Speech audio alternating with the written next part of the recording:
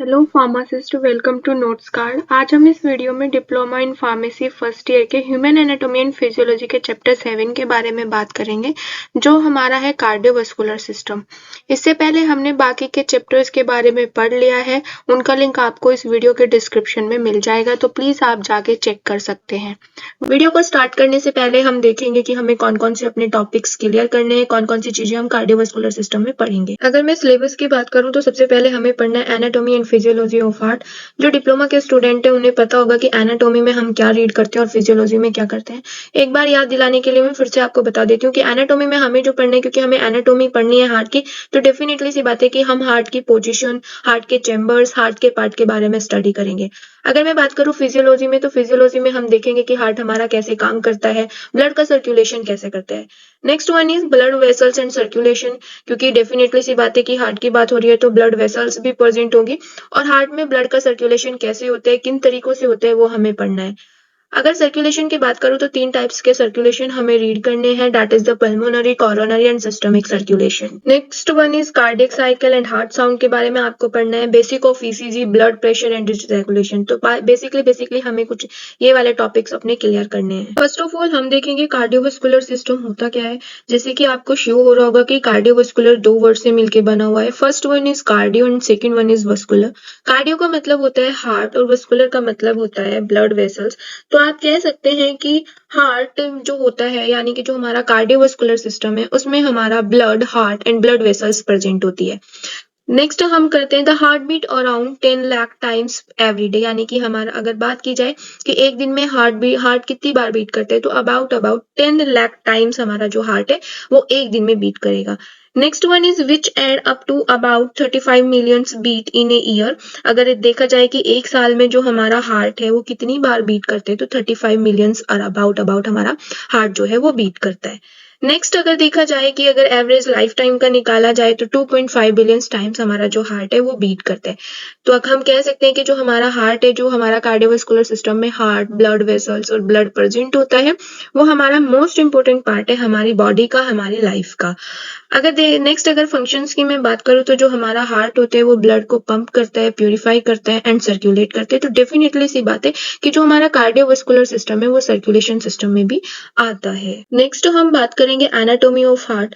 The heart is located in the mediastinum, about 2/3 of it mass is to the left of the mid line. क्योंकि हम anatomy की बात कर रहे हैं तो एनाटॉमी में हमें यही देखना होता है कि हमारा हार्ट का जो लोकेशन है वो कहाँ पे होती है, यानी कि एक ह्यूमन बॉडी में जो हार्ट होता है वो कहाँ पे प्रेजेंट होता है। तो अगर मैं लोकेशन की बात करूं तो जो हमारा हार्ट है वो मेडियस्टिनम स्पेस के पास प्रेजेंट होता है, और आपको पता होगा कि जो हमारा मेडियस्टिनम स्पेस होता है वो हमारा लंग्स और थोरेटिक कैविटी के पीछे वर्टिब्रा वाला स्पेस होता है जिसमें हमारा हार्ट सिचुएटेड होता है। या आप ये भी बोल सकते हैं कि जो हमारा हार्ट का जो लोकेशन होता है वो डायफ्राम के जस्ट ऊपर होता है।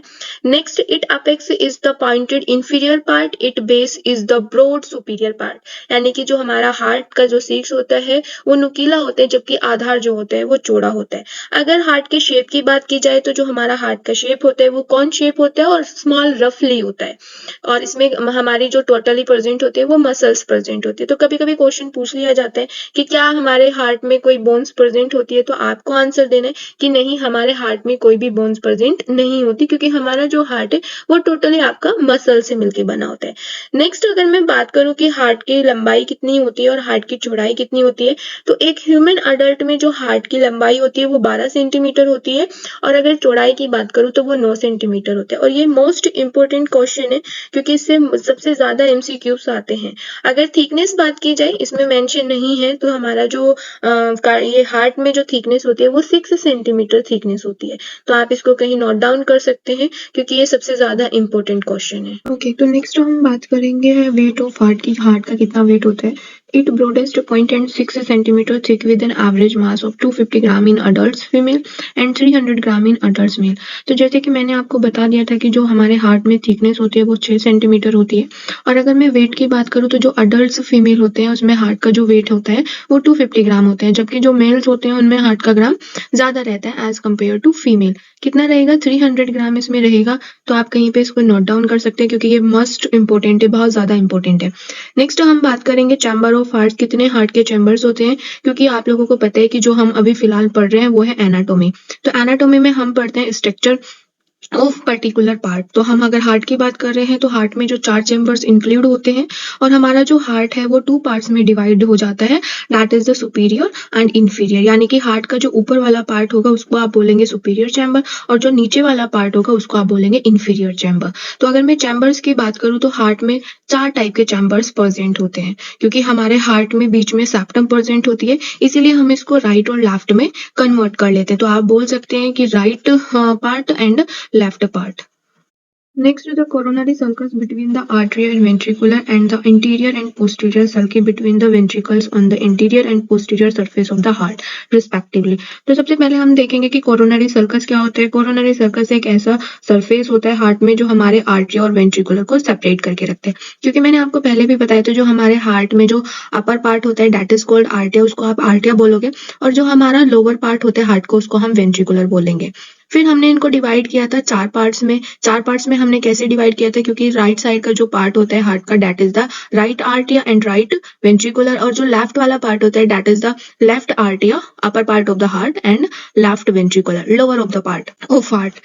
नेक्स्ट तो कोरोनरी सर्कस क्या होता है। कोरोनरी सर्कस एक ऐसा स्पेस है, एक ऐसा लाइन है जो क्या करता है हमारे आर्टिया और वेंट्रिकुलर को सेपरेट करके रखता है।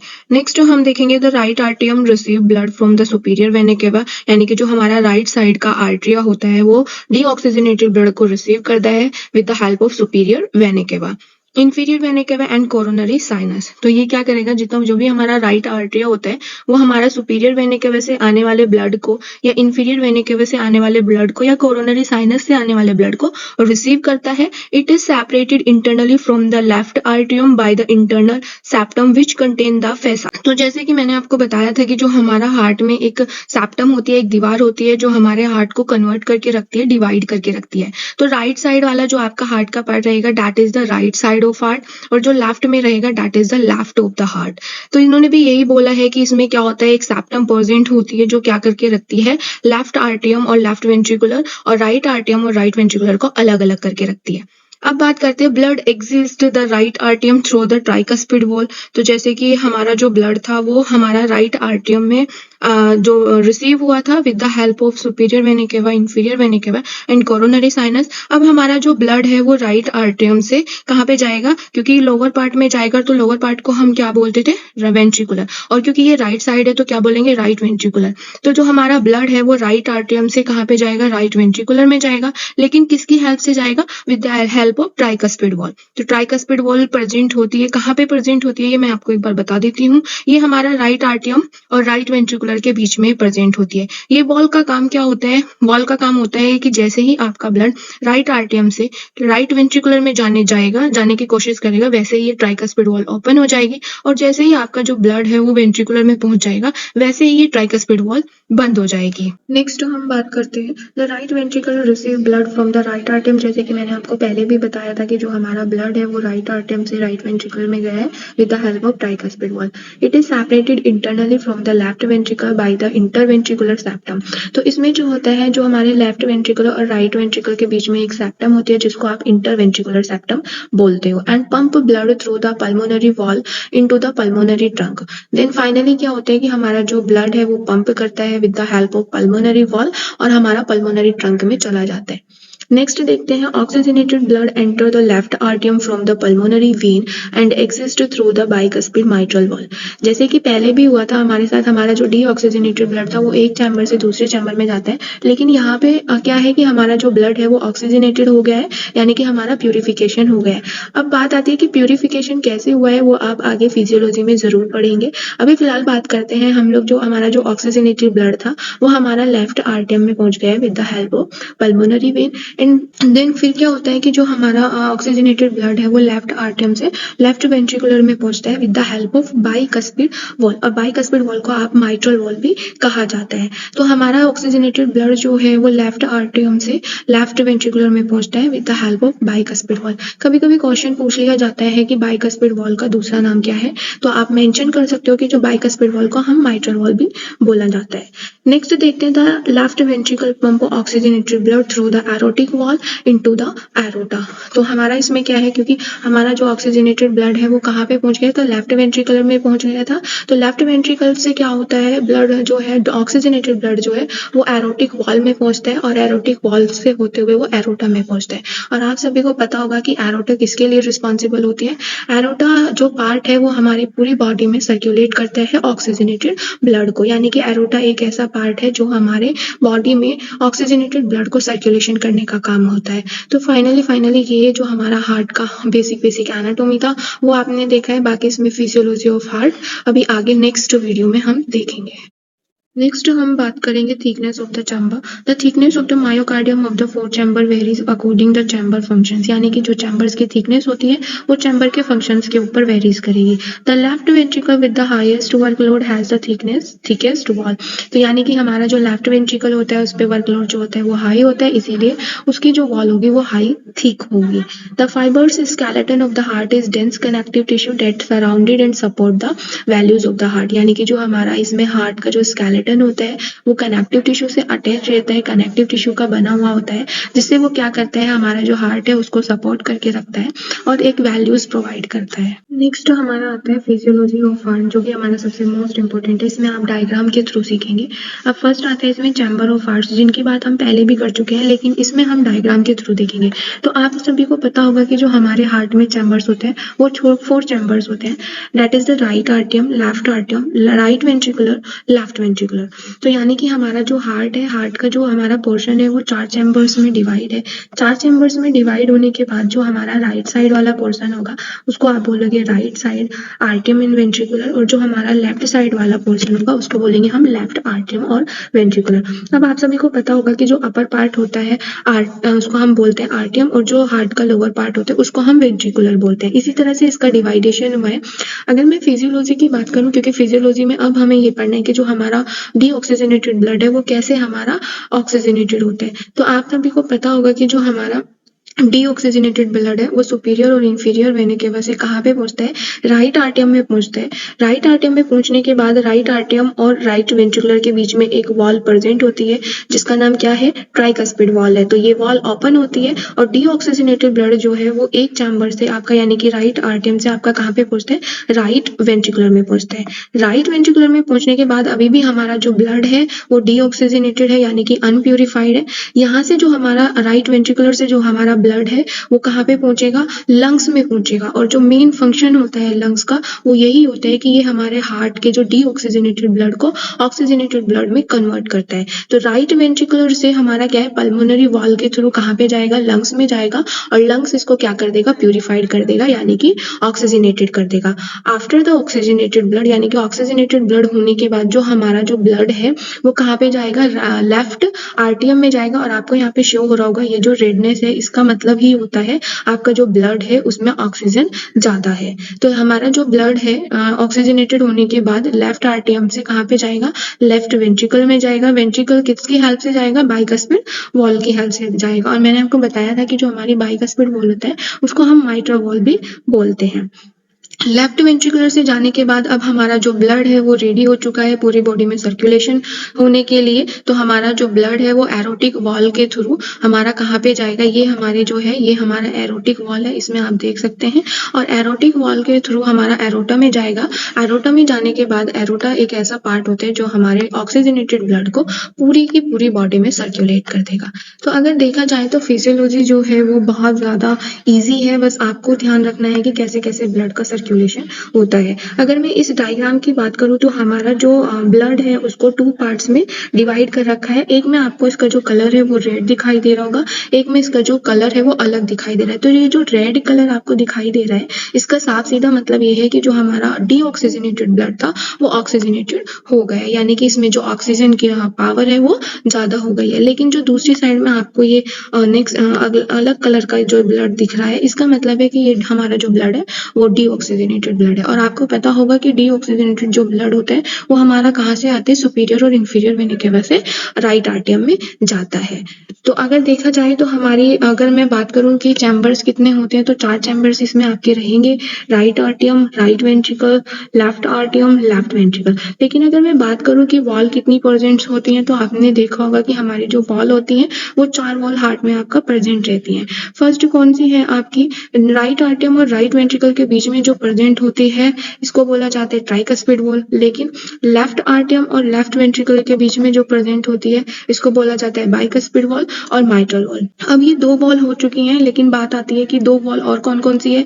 तो आपको पता होगा कि राइट वेंट्रिकल से जब हमारा जो डीऑक्सीजनेटेड ब्लड है वो लंग्स में पहुंचता है, तो किसकी हेल्प से पहुंचता है, पल्मोनरी वॉल की हेल्प से पहुंचता है। ऐसे ही हमारा जब ऑक्सीजनेटेड ब्लड, यानी कि जब जो ब्लड है हमारा लेफ्ट वेंट्रिकुलर से ऑक्सीजनेटेड ब्लड किस में जाएगा, एरोटा में जाएगा, तो एरोटिक वॉल यहाँ पे प्रेजेंट होगी। तो जो हमारी वॉल होती है वो भी हमारी 4 वॉल प्रेजेंट होती है। इसको आप अपना एनाटॉमी में मेंशन कर सकते हो, क्योंकि मैंने पहले आपको इसके बारे में, वॉल के बारे में इतना डीप से नहीं बताया, तो आप इसको अलग से मेंशन कर सकते हैं। नेक्स्ट हम बात करेंगे ब्लड वेसल्स की। ब्लड वेसल्स होती क्या है, ए वेसल्स इन द ह्यूमन और animals body in which blood circulate, यानी कि ब्लड वेसल्स ह्यूमन और एनिमल्स में हमारे ब्लड को सर्कुलेट करने में हेल्प करती है। या फिर आप बोल सकते हैं कि blood vessels are the network of tube through which blood is pump around the body. They help deliver oxygen to vital organs and tissue, यानी कि ये क्या करते हैं, ये हमारे वाइटल जो बहुत महत्वपूर्ण ऑर्गन्स और टिश्यू होते हैं उनको ऑक्सीजन पहुंचाने में हेल्प करते हैं। And also remove waste product, और वेस्ट प्रोडक्ट को रिमूव भी करते हैं। The vessels that carry blood away from the heart are called arterioles, यानी कि ऐसी वेसल्स जो हमारे रक्त को हृदय से दूर लेके जाती है उसको आप क्या बोलोगे, आर्ट्रियोल्स बोलोगे। अगर ब्लड वेसल्स के टाइप्स की बात करो तो ब्लड वेसल्स हमारे 3 टाइप्स की होती है। फर्स्ट होता है आर्टरी, सेकंड होते हैं वेन्स एंड थर्ड होते हैं कैपिलरीज। आगे वाली स्लाइड में आप इनके बारे में पढ़ेंगे।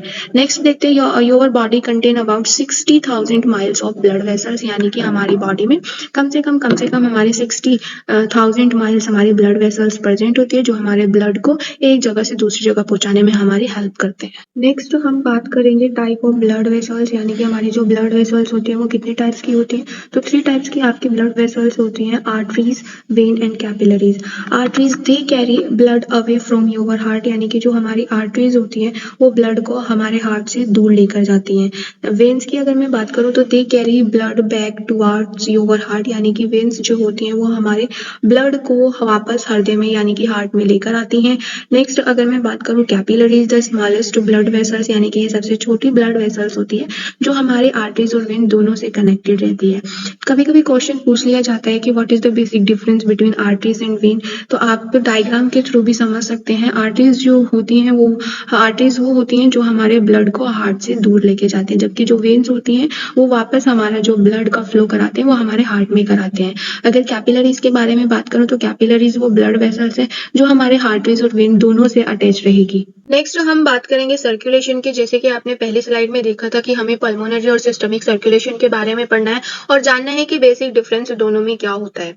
The left side of the heart pump oxygenated blood into the systemic circulation, यानी कि आप कह सकते हैं कि जब आपका ब्लड जो है वो ऑक्सीजनेटेड हो जाता है, और आपने फिजियोलॉजी में पढ़ा था कि जो ऑक्सीजनेटेड ब्लड होता है वो हमारे लेफ्ट साइड में हार्ट के रिसीव होता है, वही हमारा सिस्टमिक सर्कुलेशन कहलाता है। यानी कि जब हमारा जो ब्लड है प्रॉपर तरीके से प्यूरिफाई होके आपका left side of the heart में रिसीव हो जाते हैं, उसको आप सिस्टमिक सर्कुलेशन बोलोगे।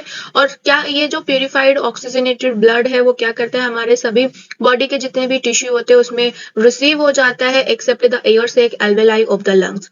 The right side of the heart pump deoxygenated blood into the pulmonary circulation, यानी कि अगर मैं बात करूं पल्मोनरी सर्कुलेशन की, तो जब हमारा जो ब्लड होता है डीऑक्सीजनेटेड ब्लड होता है, और जिन्होंने फिजियोलॉजी ध्यान से पढ़ी होगी उनको पता होगा कि जो हमारा डीऑक्सीजनेटेड ब्लड होता है वो हार्ट के राइट साइड में प्रेजेंट होता है, तो उसको आप क्या बोलोगे, उसको आप बोलोगे पल्मोनरी सर्कुलेशन। यानी कि कहने का साफ सीधा सा मतलब ये है कि जहां पे हमारा ऑक्सीजनेटेड ब्लड प्रेजेंट होगा that is called systemic circulation, लेकिन जहां पे हमारा डीऑक्सीजनेटेड ब्लड सर्कुलेट होगा that is called pulmonary circulation. अगर अभी भी किसी को डाउट है है तो ये डाउट इस डायग्राम के थ्रू हम आपका क्लियर करेंगे। इसमें आप देख सकते हैं, इसमें सेम आपकी फिजियोलॉजी है हार्ट की, यानी कि जो हमारा हार्ट है वो हमारा किस टाइप से काम करता है, क्या उसकी फिजियोलॉजी है। तो आप देख सकते हैं कि इस डायग्राम में इसको दो पार्ट्स में डिवाइड कर दिया गया है, डीऑक्सीजनेटेड ब्लड और ऑक्सीजनेटेड ब्लड। तो आपको पता होगा अभी फिलहाल टाइम में कि ऑक्सीजनेटेड ब्लड जो होता है वो हमारा लेफ्ट साइड ऑफ हार्ट में प्रेजेंट होते हैं, जबकि हमारा जो डीऑक्सीजनेटेड ब्लड होता है वो हमारा राइट साइड ऑफ हार्ट में प्रेजेंट होता है।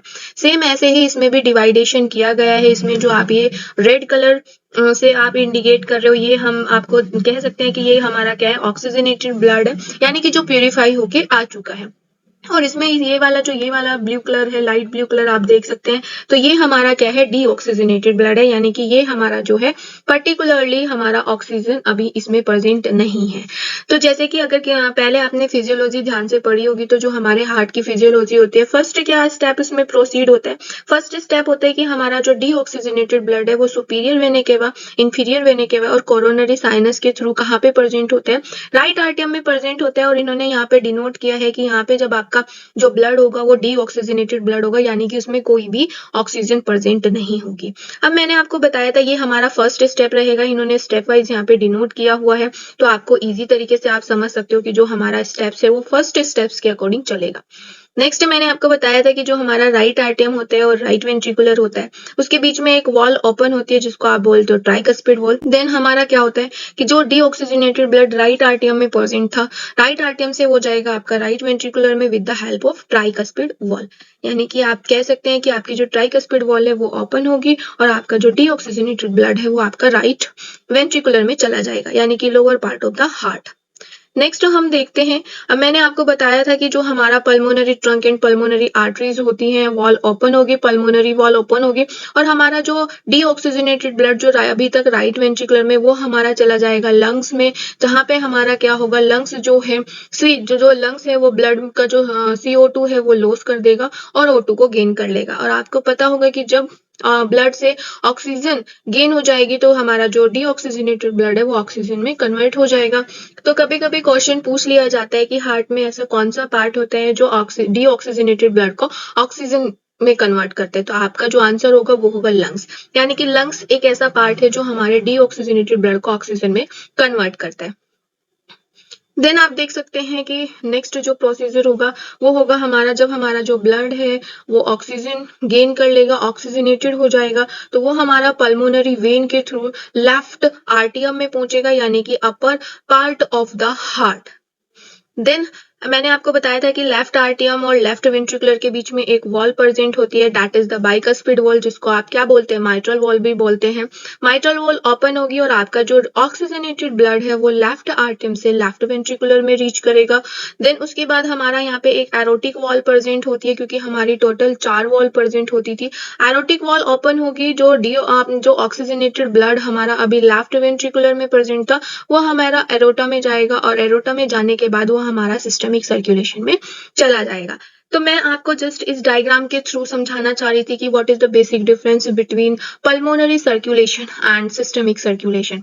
तो अभी आपको समझ आया होगा कि अगर मैं इस डायग्राम को 2 पार्ट्स में डिवाइड कर देती हूँ तो ये हमारा पर्टिकुलर 2 पार्ट में डिवाइड हो जाते हैं, जिसमें से एक हमारा सिस्टमिक सर्कुलेशन है और एक हमारा पल्मोनरी सर्कुलेशन है। मैंने आपको पिछली स्लाइड में बताया था कि सिस्टमिक सर्कुलेशन में हमारा तब होता है जब हमारा जो ब्लड है ऑक्सीजनेट हो जाता है, तो हमारा ये वाला जो पोर्शन रहेगा ये हमारा पोर्शन रहेगा सिस्टमिक सर्कुलेशन का। नेक्स्ट हम बात करते हैं पल्मोनरी सर्कुलेशन, यानी कि जब हमारा जो ब्लड है डीऑक्सीजनेटेड है, अभी प्यूरिफाई नहीं हुआ है, उसको आप बोलोगे पल्मोनरी सर्कुलेशन।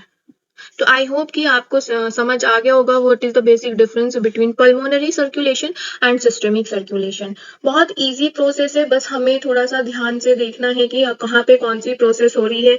अगर आप दोनों डायग्राम में से कोई भी डायग्राम को चूज कर सकते हैं और इजिली वे में बना सकते हैं। नेक्स्ट हम बात करेंगे कोरोनरी सर्कुलेशन की। कोरोनरी सर्कुलेशन होता क्या है? Nutrients are not able to diffuse quickly enough from blood in the chamber of the heart to supply all the layer of cells that make up the heart wall. Nutrients यानी कि पोषक तत्व heart के chamber में blood से इतनी तेजी से फैलने में सक्षम नहीं होते हैं कि हार्ट की वॉल को बनाने वाली सेल की सभी लेयर यानी कि परतों को आपूर्ति कर सके। For this reason the myocardium has its own network of blood vessels. इसी कारण से मायोकार्डियम में ब्लड वेसल्स का अपना नेटवर्क होता है। Next, the coronary arteries branch from the ascending aorta and encircle the heart like a crown encircle the head. यानी कि जो हमारी कोरोनरी आर्टरीज जो होती हैं वो असेंडिंग एरोटा से शाखा करती हैं और हार्ट को उसी प्रकार से घेरती हैं जैसे कि एक क्राउन जो होता है वो हमारे हेड को, हमारे सर को इनसर्कल करता है। नेक्स्ट देखेंगे हम लोग the right and left coronary arteries deliver blood to the heart. यानी कि जो हमारे राइट और लेफ्ट कोरोनरी आर्टरीज होते हैं वो हमारे हार्ट में ब्लड को डिलीवर करती है। The coronary when drain blood flow from the heart into the coronary sinus. और जो हमारी कोरोनरी वेन्स होती हैं वो हार्ट में ब्लड को कोरोनरी साइनस तक पहुंचाती हैं। नेक्स्ट हम बात करेंगे कार्डियक साइकिल की। ये आपका नेक्स्ट टॉपिक है। जैसे कि आपको पता होगा कार्डियक का मतलब होता है हार्ट और साइकिल का मतलब होता है कि एक हार्ट की एक्टिविटी कितने टाइम में कंप्लीट हो रही है, that is called cycle. A single cardiac cycle include all the event associated with 1 heart beat per minute. यानी कि हमारे हार्ट में जो हमारी हार्ट बीट पर मिनट में जितने भी इवेंट्स इंक्लूड होते हैं, जितने भी फंक्शंस होते हैं, जितने भी चेंजेस होते हैं वो हमारे एक सिंगल कार्डियक साइकिल्स में आते हैं। एक कार्डियक साइकिल लास्ट 0.8 सेकेंड। यानी कि जो हमारा एक कार्डियक साइकिल्स होते हैं वो कितने टाइम में कंप्लीट होते हैं, 0.8 सेकेंड में हमारा कंप्लीट होता है। नेक्स्ट हम देखेंगे एक cardiac cycle consist of systole and diastole of आर्टिया plus systole and diastole of the ventricles. इस पॉइंट को पढ़ने से पहले आपको पता होना चाहिए कि सिस्टोल कौन सी प्रोसेस होती है और डायस्टोल कौन सी प्रोसेस होती है। जिनको नहीं पता है पहले हम इसी पे डिस्कस कर लेते हैं। तो सिस्टोल जो होता है, सिस्टोल एक ऐसी कंडीशन है जब हमारा जो हार्ट के चैम्बर्स हैं वो कॉन्ट्रेक्शन मूवमेंट में रहेंगे। यानी कि कॉन्ट्रेक्शन का मतलब होता है कि वर्किंग मूवमेंट में रहेंगे, दैट इज कॉल्ड सिस्टोल। या फिर आप बोल सकते हो कि सिस्टोल एक ऐसी कंडीशन है, एक ऐसी सिचुएशन है जिसमें जो हमारा पर्टिकुलर चैम्बर होगा वो वर्किंग मूवमेंट में रहेगा।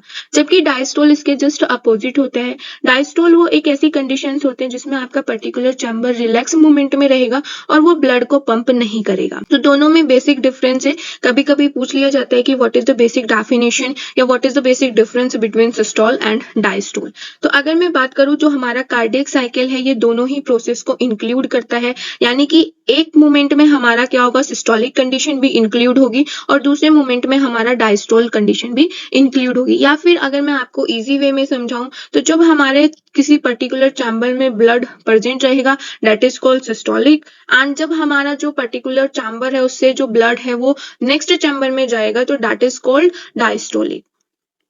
तो आई होप कि आपको सिस्टोलिक एंड डायस्टोलिक समझ आ गया होगा। सिस्टोलिक एंड डायस्टोलिक कंडीशन दोनों को मिला के ही हमारा एक कार्डियक साइकिल बनता है। नेक्स्ट हम बात करेंगे there are typical change in pressure and blood flow during the cardiac cycle in large veins such as the vena cava. तो अगर मैं बात करूं तो हमारा कुछ ऐसे चेंजेस हो सकते हैं जिसमें हमारा प्रेशर चेंज हो सकता है या ब्लड फ्लो चेंज हो सकता है ड्यूरिंग द कार्डियक साइकिल्स, और उस पर्टिकुलर मोमेंट का इफेक्ट आपको कार्डियक साइकिल में शो होगा।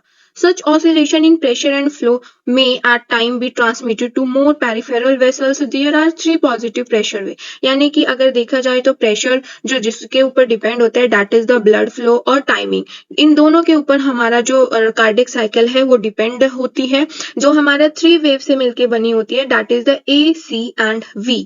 तो corresponding to change in pressure change in the artery, the way is caused by arterial contraction and at end diastole. तो जो हमारा कॉन्ट्रेक्शन मूवमेंट था और जो हमारा रिलैक्सेशन मूवमेंट था, इन दोनों की दोनों प्रोसेस को मिला के ही हमारा कार्डियक साइकिल होता है। आप ऐसा नहीं कर सकते हो कि सिर्फ और सिर्फ कॉन्ट्रेक्शन का जो टाइम है आप उसको कार्डियक साइकिल में मेंशन कर रहे हैं। तो हमको क्या करना है, हमको दोनों ही कॉन्ट्रेक्शन एंड रिलैक्सेशन जो मूवमेंट रहेगा उन दोनों टाइम पीरियड्स को जोड़ के हमको अपना कार्डियक साइकिल बनाना है। नेक्स्ट ये जो डायग्राम आपको शो हो रहा है ये रिप्रेजेंट करता है एक पर्टिकुलर कार्डियक साइकिल को। जैसे कि हम पहले पढ़ चुके हैं कि जो हमारा एक कार्डियक साइकिल होता है वो 0.8 सेकेंड में पूरा का पूरा कंप्लीट होते हैं, जिसमें हमारे 2 मूवमेंट इंक्लूड होते हैं that is the diastole and systole.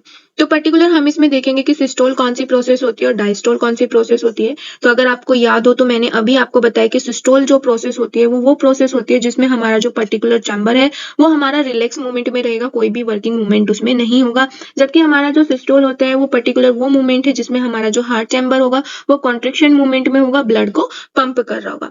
तो अगर मैं बात करूँ तो रिप्रेजेंट कर रखा है जो हमारा रेड कलर से रिप्रेजेंट हो रहा है, that is the systole condition, जिसमें कि हमारा जो पर्टिकुलर चैम्बर है वो कौन से मूवमेंट में होगा, कॉन्ट्रैक्शन मूवमेंट में होगा। तो अगर मैं सिस्टोल की बात करूं तो आप देख सकते हैं कि 0.1 सेकंड से और 0.3 एंड 0.4 सेकंड तक हमारा जो मूवमेंट होता है वो हमारा कौन सा होता है, सिस्टोलिक मूवमेंट होता है। जबकि हमारा 0.4 से लेके और फिर 0.8 तक हमारा कौन सा मूवमेंट होता है, ये हमारा होता है डायस्टोल मूवमेंट यानी कि रिलैक्सेशन मूवमेंट। तो पर्टिकुलर जो सिस्टोल और डायस्टोल मैटर करते हैं वो करते हैं आपके पर्टिकुलर चैम्बर्स पे और आपका ब्लड फ्लो पे। यानी कि क्या, अगर मैं सिंपल लैंग्वेज में आपको बताऊं तो आपका जो ब्लड फ्लो है और वो पर्टिकुलर एक चैम्बर से दूसरे चैम्बर में जाने के लिए जितने भी आपका मूवमेंट करेगा उसका जो इफेक्ट है वो आपको अपने कार्डियक साइकिल पे दिखेगा ही दिखेगा। तो अगर मैं यहाँ पे आपको देखना, मैं 4 पार्ट में डिवाइड करने की कोशिश कर रही हूँ। ये आपके सपोज कीजिए ये आपके चैम्बर्स हैं। आपका राइट, आपको ये चीजें पता है क्योंकि मैं पहले भी डिस्कस कर चुकी हूँ कि जो हमारा राइट साइड में होता है तो राइट साइड आप बोलोगे, जो हमारा लेफ्ट में होता है तो लेफ्ट साइड में बोलेंगे। क्योंकि हम यहाँ पे कार्डियक साइकिल की बात कर रहे हैं तो मैं आपको जस्ट ये बताने की कोशिश करना चाह रही हूँ कि कार्डियक साइकिल में हमारे दोनों ही मूवमेंट इंक्लूड होते हैं, रिलैक्सेशन मूवमेंट भी इंक्लूड होता है और आपका कॉन्ट्रैक्शन मूवमेंट भी इंक्लूड होता है। जब हमारा पर्टिकुलर जो ब्लड है एक चैम्बर से दूसरे चैम्बर में जाएगा तो वहां पे जो ब्लड जब पंप करेगा that is called contraction movement, यानी कि आप उसको सिस्टोलिक मूवमेंट बोल सकते हैं। और जब हमारा जो ब्लड है वो एक चैम्बर खाली करके दूसरे चैम्बर में चला गया है तो पर्टिकुलर उस चैम्बर के लिए वो रिलैक्सेशन मूवमेंट होगी, यानी कि आप उसको डायस्टोल में कन्वर्ट कर सकते हैं। और इस पूरी की पूरी प्रोसेस को जितना टाइम लगता है एक पूरी प्रोसेस होने में उसको हमने कार्डियक साइकिल बोला है। आपको पता है कि एक पर्टिकुलर कार्डियक साइकिल पूरे होने में 0.8 सेकेंड लगता है, जिसमें से आपका 0.1 टू 0.4 वो किस में काउंट किया जाएगा, सिस्टोलिक में काउंट किया जाएगा और 0.4 टू 0.8 किस में काउंट किया जाएगा, डायस्टोलिक मूवमेंट में काउंट किया जाएगा। अगर आपको अभी भी कोई कंफ्यूजन है तो आप इसको कहीं मेंशन कर सकते हैं। सिस्टोलिक का मतलब होता है जब हमारा पर्टिकुलर जो चैम्बर है वो वर्किंग मूवमेंट में है या फिर कॉन्ट्रैक्शन मूवमेंट में है, जबकि डायस्टोलिक जो होता है वो हमारा पर्टिकुलर रिलैक्सेशन मूवमेंट होता है। नेक्स्ट हमारा जो टॉपिक है वो है हार्ट साउंड। हार्ट साउंड के बारे में बात करेंगे। पर्टिकुलर हमारे जो हार्ट में बीट प्रेजेंट होती है या बीट होती है उसमें हमें एक साउंड सुनाई देता है जो आप सभी ने सुना भी होगा। ये कैसे कोज्ड होता है, ये तब कोज्ड होता है जब हमारी जो हार्ट की वॉल है वो क्लोजिंग चैप्टर में आती है और स्मूथली फॉलो होता है। There are 4 heart sound but in a normal heart only the first and second heart sound are loud. यानी कि अगर देखा जाए हार्ट साउंड हमारी 4 टाइप्स की होती हैं, बट अगर नॉर्मल हार्ट की बात की जाए तो सिर्फ और सिर्फ हमें फर्स्ट और सेकंड हार्ट साउंड ही लाउडली सुनाई देती है, जिसको हमने S1 और S2 से डिनोट किया है। तो S1 और S2 से डिनोट करने का सेम हमारा यही है कि पर्टिकुलर जो हमें लाउडली सुनाई देंगी वो सिर्फ और सिर्फ 2 हार्ट साउंड सुनाई देंगी, लेकिन जबकि हमारे हार्ट में 4 साउंड प्रोवाइड होते हैं। अगर मैं इनकी बात करूं तो इनको आप पर्टिकुलर स्टेटोस्कोप से मेजर कर सकते हैं। आप ये जो साउंड है वो स्टेटोस्कोप से आप मेजर कर सकते हैं, सुन सकते हैं। नेक्स्ट देखेंगे the timing of heart sound relatively to other event in the cardiac cycle. The first sound S1 which can be describe as a lub. तो अगर मैं बात करूं हमारे पर्टिकुलर हार्ट साउंड की टाइमिंग की तो ये किससे रिलेट करता है, ये करता है हमारा जो कार्डियक साइकिल में इवेंट होते हैं। यानी कि जो भी हमारा हार्ट साउंड होगा वो किसके ऊपर डिपेंड होगा, वो डिपेंड होगा event in the cardiac cycle. Next देखते हैं the first sound S1 which can be describe as lub. यानी कि जो हमने फर्स्ट साउंड की बात की थी जिसको हमने S1 से डिनोट किया था उसमें जो डिस्क्रिप्शन होता है वो एज ए लव साउंड का डिस्क्रिप्शन होता है, जिसको आप स्टेटोस्कोप से सुन सकते हो। और ये क्या होता है, at a bit longer than second sound, यानी कि ये बहुत ज्यादा देर तक हमें सुनाई नहीं देगा। इसका जो टाइमिंग होता है साउंड का वो सेकंड का होता है। नेक्स्ट बात करेंगे S1 is caused by blood turbulence associated with closure of the AV valve soon after ventricular systole being. यानी कि हमारा जो S1 होता है वो कब कोज्ड होता है, कब आपको लब की आवाज सुनाई देगी, और आप इसको नोट डाउन कर सकते हैं। जो हमने S1 साउंड दिया है उसको हमने लब से कोर्स से डिस्क्राइब किया है। तो जहां पे भी लव वर्ड आता है या जहां पे भी S1 आता है that is the particular sound. तो जो हमारा S1 होता है वो कब हमें सुनाई देगा, कब कोज्ड होता है, वो हमारा कोज्ड होता है जब हमारा जो ब्लड है या फिर आप बोल सकते हैं कि आफ्टर वेंट्रिकुलर सिस्टोल बीइंग यानी कि वेंट्रिकुलर सिस्टोल को स्टार्ट होने से आपको ये साउंड सुनाई देगा। अब बात करते हैं कि वेंट्रिकुलर सिस्टोल क्या होता है। वेंट्रिकुलर का मतलब आप सब जानते होंगे कि lower part of the heart को हम वेंट्रिकुलर बोलते थे, और सिस्टोल का मतलब होता है कि जो पर्टिकुलर वो चैम्बर हमारा कॉन्ट्रेक्शन मोमेंट में हो। तो S1 हमें कब सुनाई देगा? S1 हमें तब सुनाई देगा जब हमारा जो वेंट्रिकुलर चैम्बर है वो कौन से मोमेंट में होगा? कॉन्ट्रेक्शन मोमेंट में होगा या फिर हमारा वर्किंग मोमेंट में होगा। नेक्स्ट हम बात करेंगे S2 साउंड, और जिसको हमने सेकंड साउंड की बात की है, which is shorter and not as loud as the first sound. यानी कि ये क्या होता है? स्मॉल शॉर्टर टाइमिंग में होता है और ये इतना लाउड नहीं होता है जितना कि हमने फर्स्ट साउंड यानी कि S1 की बात की थी। और इसको हम किससे डिनोट करते हैं? इसको हम डिनोट करते हैं, इसको हम डिस्क्राइब करते हैं डब साउंड से। यानी कि अगर मैं बात करूं तो पर्टिकुलर ये जो हमारा यहाँ पे S1 है ये हमारा फर्स्ट साउंड है हार्ट बीट का, और जिसको हम लब से डिनोट करते हैं। जबकि हमारा क्या है? S2 जो है हमारा सेकंड साउंड है हार्ट बीट का, और ये हम किससे डिनोट करते हैं? डब साउंड से डिनोट करते हैं। बेसिक मेन डिफरेंस जान लेते हैं S1 एंड S2 में क्या बेसिक डिफरेंस है। तो बेसिक डिफरेंस में आप बोलेंगे कि ये जो हमारी S1 साउंड होता है ये लाउडली होता है एज कंपेयर टू S2। तो S2 में हम इतना मेजरमेंट नहीं कर पाते हैं। अगर हमें लाउड वॉइस को क्लियरली सुनना है तो हम स्टेथोस्कोप का यूज करेंगे। पर्टिकुलर हमारे हार्ट में 4 टाइप के साउंड होते हैं जिसमें से हम सिर्फ और सिर्फ 2 साउंड को ही डिनोट कर सकते हैं। तो इन्होंने यहाँ पे ये ग्राफ पर्टिकुलर आपको दिया है कि कहाँ पे कौन सा पर्टिकुलर मेजरमेंट है। कहाँ पे होता है S1? जब हमारा जो वेंट्रिकुलर चैम्बर है वो कॉन्ट्रेक्शन मूवमेंट में है यानी कि वो सिस्टोल मूवमेंट में है, तब आपको आपका लब साउंड सुनाई देगा। नेक्स्ट हम बात करेंगे ECG, बेसिक्स ऑफ ECG यानी कि ECG क्या होती है और किस टाइप से हमारे हार्ट में काम करती है। ये आप लोगों का नेक्स्ट टॉपिक है HAP का, ह्यूमन एनाटॉमी एंड फिजियोलॉजी का, तो ध्यान से पढ़िएगा। ECG का मतलब होता है इलेक्ट्रोकार्डियोग्राम, यानी कि हमारा जो ECG है वो 3 वर्ड से मिलके बना हुआ होता है। फर्स्ट इज इलेक्ट्रो, तो इलेक्ट्रो का मतलब होता है इलेक्ट्रिकल्स। कार्डियो का मतलब आप सबको पता होगा कि कार्डियो का मतलब क्या होता है? हमारा हार्ट होता है। एंड ग्राम का मतलब होता है मेजरमेंट। यानी कि ये एक ऐसी प्रोसेस है, ये एक ऐसा प्रोसीजर है जिसमें हम इलेक्ट्रिकल इम्पल्स के थ्रू अपना हार्ट की एक्टिविटी को चेक करते हैं। नाउ स्टार्ट करते हैं। They generate electrical currents that can be detected at the surface of the body. यानी कि इसमें क्या होता है? ये हमारा इलेक्ट्रिकल इम्पल्स को जनरेट करते हैं। किसके सरफेस पे करते हैं? हमारे बॉडी सरफेस पे करते हैं, यानी कि हार्ट पे इलेक्ट्रिकल इम्पल्स जनरेट करते हैं। And ECG is recording of these electrical signals, यानी कि जो भी हमारे इलेक्ट्रिकल सिग्नल्स एक जगह से दूसरी जगह प्रोसीड हो रहे हैं उनको ये रिकॉर्ड करके रखेगा, मेंटेन करके रखेगा और आपको डिस्प्ले पे चेकआउट करते हैं। आप वैसे नॉर्मल लाइफ में भी देखते हैं, जो पर्टिकुलर हमारे पास जो हार्ट के पेशेंट होते हैं उनको सबसे पहले जो रिकमेंड किया जाता है वो ECG किया जाता है, क्योंकि उसी से हमें जो इंफ्रास्ट्रक्चर है हार्ट का इंटरनली उसके बारे में हमें पता चलता है। The ECG is a composed record of action potential produced by all the heart muscles fiber during each heart beat. यानी कि ECG का जो हम पर्टिकुलर रिकॉर्ड बनाते हैं या रिकॉर्ड मेंटेन होता है वो आपकी हार्ट की एक्टिविटी, मसल्स, फाइबर और पर्टिकुलर ईच हार्ट बीट के ऊपर वो डिपेंडेबल रहता है। यानी कि ECG अगर मैं सिंपल लैंग्वेज में बोलूँ तो ECG जो हमारी है वो क्या करता है? पर्टिकुलर इंटरनली जितनी भी हमारी हार्ट में एक्टिविटी होगी, वो चाहे रिलैक्सेशन से रिलेटेड हो चाहे कॉन्ट्रेक्शन से रिलेटेड है, वो आपको इलेक्ट्रिकल इम्पल्स को शो करती रहेगी। There are 2 way of learn ECG interpretation, यानी कि हमारे पास 2 टाइप का प्रोसीजर होता है जिससे हम ECG को आइडेंटिफाई कर सकते हैं। फर्स्ट है हमारा pattern recognization, the most common type है यहाँ पे ये, and understanding the exact electrical vector record by an ECG as they relate to cardiac electrophysiology. यानी कि कहने का मतलब यह है कि हमारे पास 2 रास्ते हैं जिनके थ्रू हम ECG को प्रोसीड कर सकते हैं। या तो फर्स्ट हम क्या करेंगे? ECG इंटरप्रिटेशन करेंगे, जिसमें हमारा जो पर्टिकुलर एग्जैक्ट इलेक्ट्रिकल इम्पल्स होती है वो सारी की सारी चीजें इसमें रिकॉर्ड होती हैं। और किससे रिलेटेड होती है? ये हमारा होता है कार्डियक इलेक्ट्रोफिजियोलॉजी।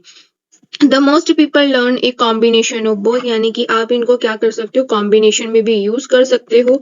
तो पर्टिकुलर अगर देखा जाए तो जो ECG का फीचर्स है वो है हमारा इलेक्ट्रिकल इम्पल्स को मेजर करना, इलेक्ट्रिकल इम्पल्स की एक्टिविटी को ध्यान में रखना और पर्टिकुलर ग्राफ के थ्रू हमें प्रेजेंट करा देना। ECG की अगर मैं बात करूं तो कहीं ना कहीं जो हमारी इलेक्ट्रिकल इम्पल्स होती हैं वो रिलैक्सेशन और कॉन्ट्रेक्शन के ऊपर भी बेस होती हैं। इसमें पर्टिकुलर वेव होता है, कॉम्प्लेक्स होते हैं जिसको आप QRS कॉम्प्लेक्स से डिनोट करते हो, तो पर्टिकुलर हार्ट में जितना भी मूवमेंट हमारा स्टार्टिंग से लेके लास्ट तक होता है वो सारी की सारी एक्टिविटी आपको ग्राफ पे डिनोट कर देता है। नेक्स्ट टॉपिक है हमारा blood pressure and it's regulation, यानी कि ब्लड प्रेशर क्या होता है और पर्टिकुलर रेगुलेशन हमारी बॉडी में किस तरह होता है।